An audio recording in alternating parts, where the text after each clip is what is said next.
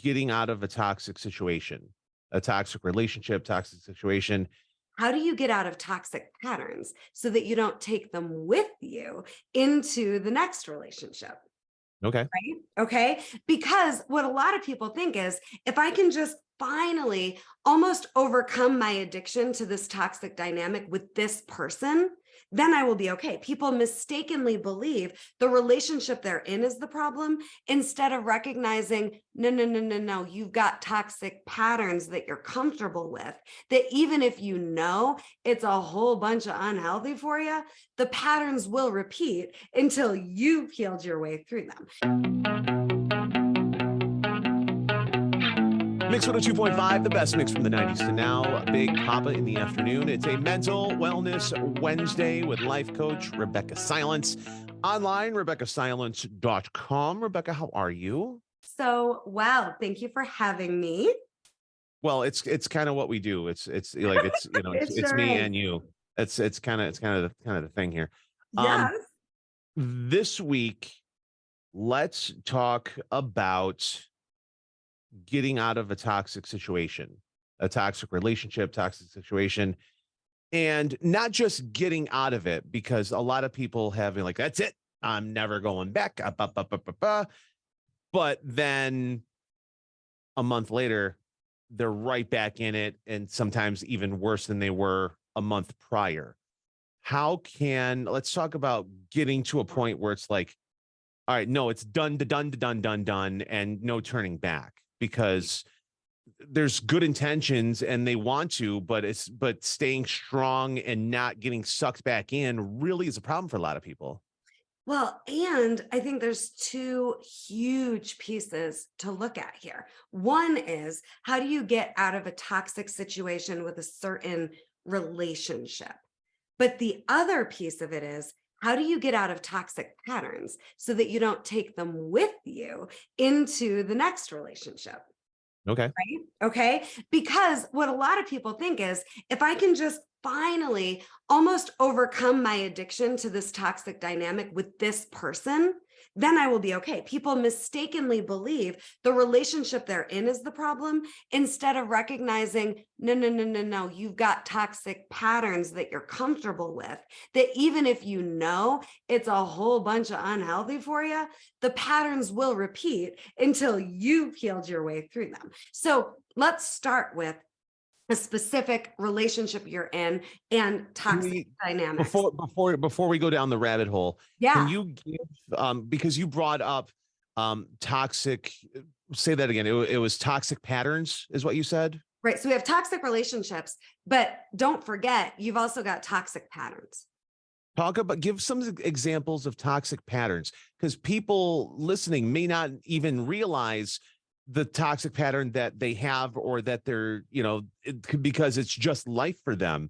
Oh, And yeah. sometimes you just need that flashlight being like, no, you may think this is normal, but this is actually toxic. And I that's Oh, where I really like to get the nuts and bolts of it here. well, because that really is where the healing work is, right? Is Right. healing through the patterns and even understanding that there is a pattern and being able to identify it. So I'm happy to start there because really this is the work.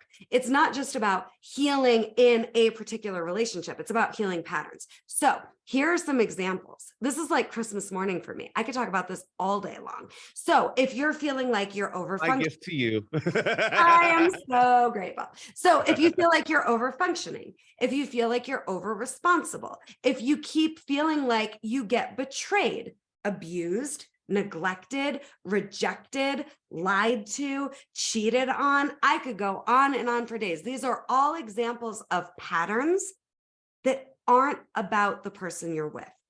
Here's what I mean by that. You, in some way, shape, or form, I'm going to try to make this as simple as possible with the disclaimer, yeah, this isn't easy. Yeah, this is complex. But let's try to make the complex really clear and really simple. If, for example, you've got a pattern where you're the one doing all the work and you're over functioning and you've kind of got partners that are lame and you're over it, right? Let's just use this as an example. Guaranteed, you in your childhood had one parent that was the over functioner and one parent that was lame, and let your over functioning parent do all the work. So now in your brain, and it's not conscious, the work with me brings to light and brings to awareness what we didn't even realize was going on, right?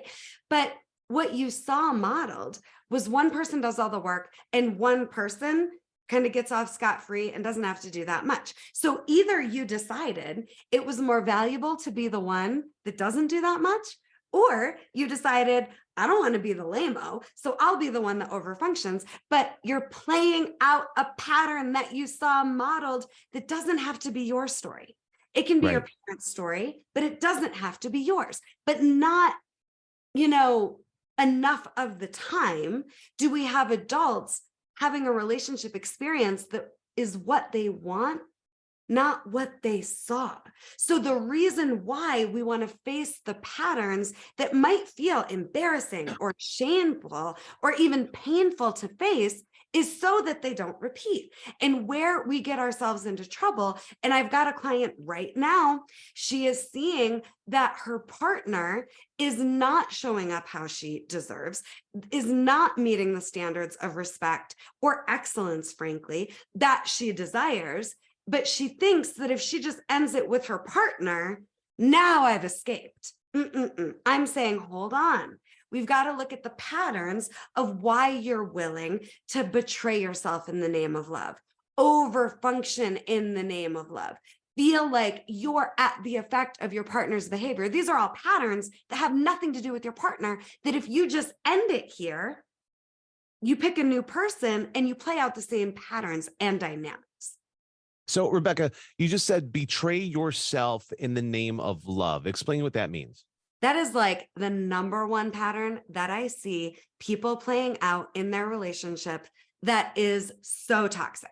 So what we are programmed in our American culture to believe is that codependence, I can't even say the word, I hate it so much, is love. Like even in marriage vows, you're going to sacrifice yourself for your partner. You're going to compromise in the name of love for your partner. I'm all about giving an inch and working with your partner and negotiating and compromising as long as it's still a win for you. But we are trained, lose yourself so your partner feels loved. And that's what we call loved. And that's what I'm calling betrayal, self-betrayal in the name of love. I'm going to hold back my truth. I'm going to take actions that I don't really want to take so that my partner can be happy. I'm going to make myself responsible for my partner's happiness and their suffering. I'm going to make them responsible for my happiness and my suffering. This is all so toxic. And we betray ourselves in the name of love more than we realize, and certainly more than we talked about ever before. And it's normal because we've seen it. People we love, people we care about, people we respect.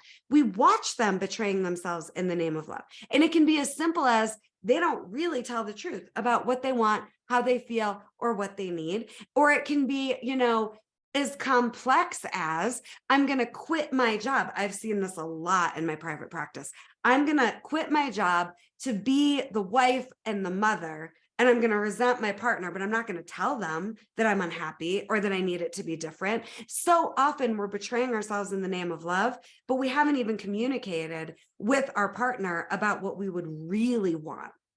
We're just like, no, I'm going to be the good partner. And it's not just women with men. It's men with women. It's men with men. It's women with women. Like this is not a gender conversation, but it's just a good example, right? I mean, I had a client a year ago, gave up everything to support their husband's business and entrepreneurial lifestyle, had the kids. I have no career. I've got these kids. Now all I know is that I'm your wife and their mother. Well, the husband got real bored. Like there's no empowered partner anymore that they married. Now there's an affair. Now they're like, actually, I want a divorce. And this woman is saying, wait a minute, I gave up everything for you. But the point is, yeah, you gave up everything. You gave up you in the name of love. This is a problem. So if you find yourself wanting to sacrifice what you know would be good for you in the name of love, I want you to start hearing alarm bells. Like this is not good. And it only ends terribly for you. And I'd rather you let your partner, this is so important, I'd rather you let your partner be uncomfortable and frustrated with you because you won't sacrifice yourself in the name of love than worrying about avoiding your partner getting upset so that they can be happy with you while you're unhappy. There's no way Right. to love. And that's certainly no way to love.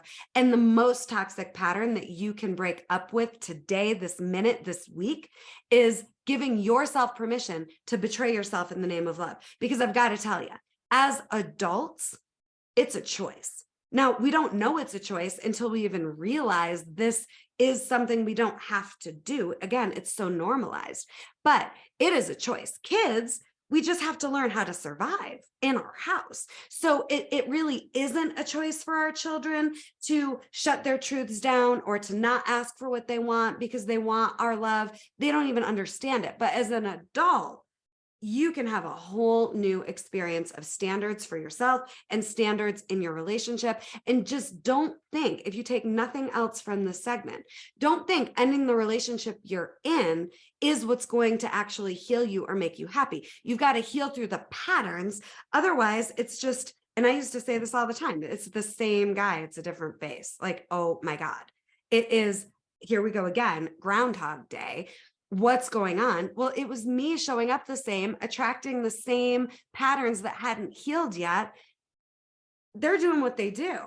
I get to heal the pattern or play it out. I always have that choice. And so do you listening today. And I hope this is really empowering and encouraging. No more betraying yourself in the name of love. And don't forget, your kids are watching you. If you're betraying yourself in the name of love, what do they learn?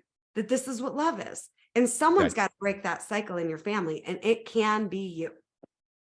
Name of the book is Coming Back to Life. You can get it wherever books are sold. It's a Mental Wellness Wednesday with life coach Rebeccah Silence. Learn more and get all the stuff about Rebeccah at RebeccahSilence.com. Amazing stuff as always. We'll talk to you next week. Thank you for having me. And if any of this speaks to you today, we've got an offer on the website. You can book a free call with me, and we can start your healing roadmap right away. Take advantage of it. RebeccahSilence.com. Bye, everyone.